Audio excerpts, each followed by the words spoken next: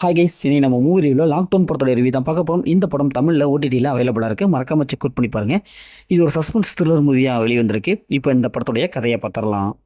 படத்துடைய heroine ID கம்பெனியில் work பண்ணிட்டு இருப்பாங்க. இவங்க ஒரு நாள் அவங்களுடைய ஃப்ரெண்டோடைய பார்ட்டி ட்ரீட்டுக்கு போவாங்க. பர்த்டே ட்ரீட்டுக்கு போவாங்க. அப்படியே ஹோட்டல் வச்சுருப்பாங்க. அங்கே போயிட்டு அப்படியே சரக்கு அடிச்சுட்டு மட்டையாயிருவாங்க. அப்போ கொஞ்சம் பேர் இவங்களை ரேப் பண்ணிடுவாங்க.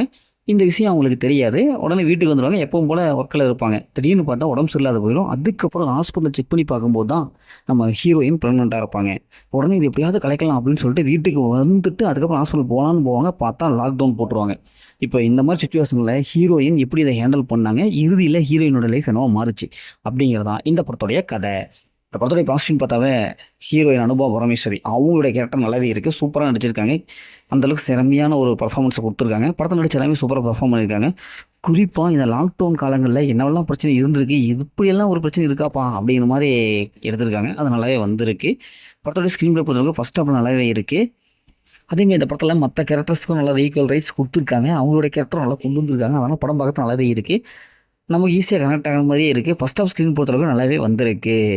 படத்துடைய மைனஸ்னு பார்த்தா செகண்ட் ஹாஃப் தாங்க. ஏன்னா செகண்ட் ஹாஃப் எமோஷனலாக வருது. ஆனால் அந்தளவுக்கு நமக்கு டச் ஆகவே இல்லை. செகண்ட் ஹாஃப் சின்ஸாக கொஞ்சம் ப்ரிடிக்டபுளாக இருக்கிற மாதிரி இருக்குது. செயற்கைத்தனமாக இருக்குது. கிளைமேக்ஸ் அதே மாதிரி தான் ஒரு சுமாரான ஒரு கிளைமேக்ஸ் கொடுத்துட்டாங்க. இன்னும் கொஞ்சம் செகண்ட் ஹாஃபும் மெனு கெட்டுருக்கலாம் அப்படின்னு தோணுது. ட்விஸ்ட் நீ கொஞ்சம் கூட ஒர்க் அவுட் ஆகவே இல்லை. மற்றபடி இந்த படத்தில் பெரிய மைனஸ் எதுவுமே இல்லை. இந்த படத்தை ஃபேமிலியோட பார்க்கலாம். படத்தில் அந்த மாதிரி சின்ஸ் எதுவுமே இல்லை. மொத்தத்தில் இப்படி சூப்பராக இந்த படம் ஒரு ஒன் டைம் வச்சப்போ தான் நாங்களும் சொல்கிறேன். ஓகே, இதேமாரி அடுத்த ஒரு புதிய மூவி ரிவ்யூவில் சந்திப்போம்.